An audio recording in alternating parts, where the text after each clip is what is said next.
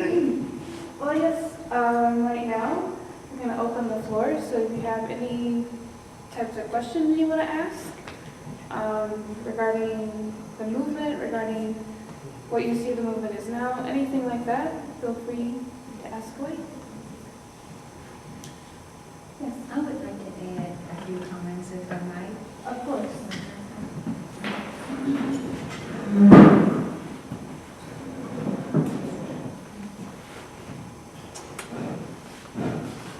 First, I'd like to acknowledge the narratives that we've just heard. They're all wonderful, and they all brought various dynamics to this experience. An unprecedented experience for us. So I want to acknowledge it, and I want to thank each of you for what you did.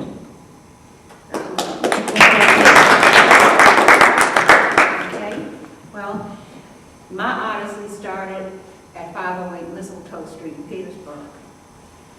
My family integrated the last block of Mistletoe Street going towards Halifax Street. As was expected across the nation, families began to flee. However, Reverend Roach, who was a pastor of the church on the corner of Halifax and Mistletoe, remained with his family. The family to his right, the Mallorys, lived next door to us, an elderly couple, and their daughter and her young son lived there. They were very nice to us. On our right was a two-family house. The Griggs lived downstairs. They had a son who was a police officer and a daughter, I don't know how old Margaret was, but I'd never seen anyone's son bathe before. And she would lie out in the backyard, and I was just mesmerized by that. Upstairs lived a couple, the Barksdales, Mildred and Marshall. They had one daughter, Peggy. Peggy and I rode bikes, pushed our baby carriages, played with our dolls, skated together. Mr. Barksdale helped me with those difficult word problems in my arithmetic book. Peggy sat at our table, had dinner with us. Now, the thing that I like to remember about this was that she and I never went to the same school. We lived next door to each other. No one ever taught us how to play together. And we are friends today. She is really a great deal like a sister to me. Now, just talk with her January 3rd on her birthday. As I grew older, I was introduced to the movement. I was in Miss Florence Bland's beauty salon on Halifax Street, and someone came in talking excitedly about something happening downtown. The next thing I knew, I was down there on a picket line. Yes, we sat at the lunch counter at Woolworth, staring at the mirror, not blinking, not saying, oh, I wish my mama could come down here and get me. We were a disciplined group. When the white manager came along and told us we had to leave and we did not move, he linked a big, heavy chain behind each bar stool. This one. And we continued to sit. Now, I don't remember, Mr. Shaw might be able to give some clarity on this, but I don't remember how long we typically sat there. It seemed like 2 hours, 3 hours. The same thing when we picketed in front of Rucker Rosenstock. Now, black people patronized Rucker Rosenstock. We went there for everything. We didn't have decent facilities, but we went there to buy crystal and all kinds of dainty wedding presents. We went there to buy our shoes. We went there to buy Girl Scout gear. We went there for a number of reasons. But when the time came to boycott, we were together. I remember getting off the elevator at Rucker Rosenstock To the left, I think it was on the second floor, Jermaine, if you recall this, there was a tea room. I was never privileged to go into that tea room. I could hear the clinking of the glasses and the spoons and the light lunchroom banter. I was never allowed to go in there. I always wanted to. I remember going to the colored side of Trailways bus station. I remember drinking from the White Mountain. I hope no one can hear me. At McClellan's 5 and Dime on Sycamore Street. It's like, why is that water different? I'm going to drink from it. Fast forward. Herbert Colton said when I was old enough to register to vote, he sent me on a little mission. Barbara Perry and I went to a building. I don't know what building it was. It appeared to be a classroom, our old classroom building. However, Mr. Gilliam was then the registrar. You had to register in his presence to vote. Barbara wasn't old enough, but I was.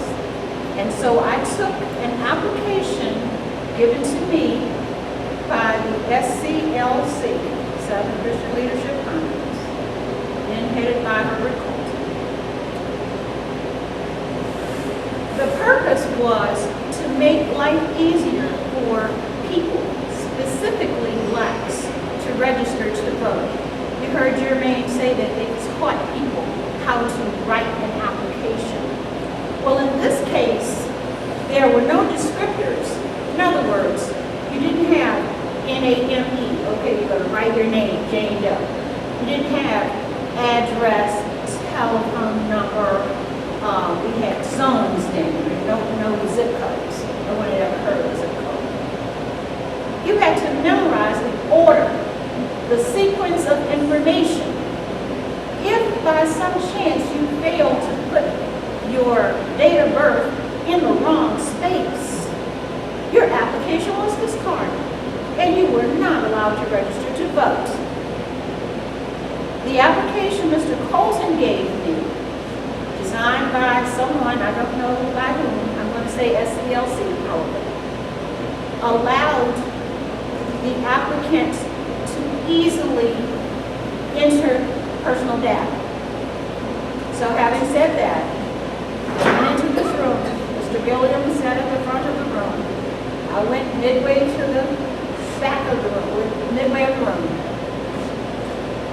He gave me an application, and I removed the application from my purse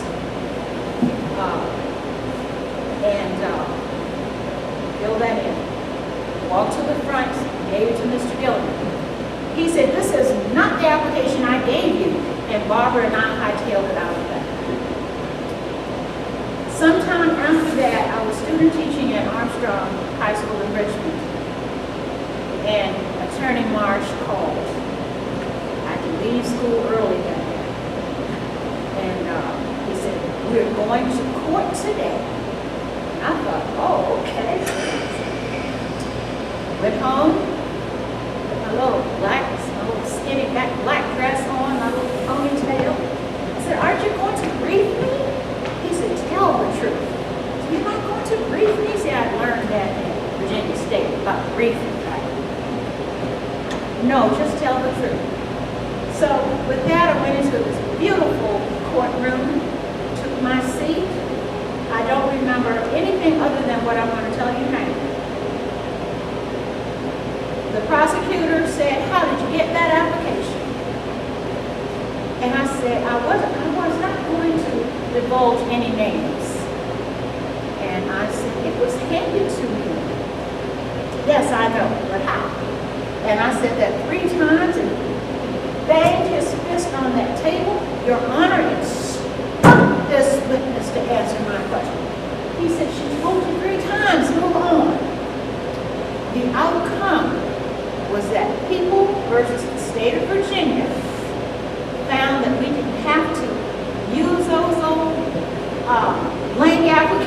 anymore. Think about that. Think about what SCLC did. Those of you who are not old enough to vote now, should you remain in the state of Virginia? Think about what SCLC did for all of us. So in closing, I want to say, yes, it was wonderful going to mass meetings, singing "We Shall Overcome," and we locked arms at Zion Baptist Church this morning, crossed arms and sang "We Shall Overcome." Oh, and I'd forgotten about doing this. I remember the song. I remember shaking hands with Dr. Martin Luther King. I think it was at First Baptist Church one time. They had all the picketers and the demonstrators lined up, and we were the first to go up and shake his hand. It was wonderful. Quite an experience. And I want to say, we must really be careful, on guard, that we are humans first, Christians even before that, and that we should not disparage those who look different from us. We don't want to go into history as known as people who became what our oppressors were in the 50s. We don't want that. When I look at my family, and I have 3 daughters, my oldest and youngest daughters are married to Germans. When I look at my personal family history, I see that we came from Peter Morgan, who was in the Virginia legislature, and the legislature was known as the Indian. Why? Because his mother was Cherokee, his father was Caucasian. We don't even know their names. We just know about Peter Morgan and coming forward, what his family did. Okay? So we're all interconnected. And we can ill afford to say things that would engender hatred and misunderstanding. That was a horrible, horrible saga Mr. Stewart endured. It was horrible. I could just almost feel that little boy going home, going back to Pocahontas in fear and going into an empty house. I could feel that. But you see where he is today. You see that, right? All right. Thank you.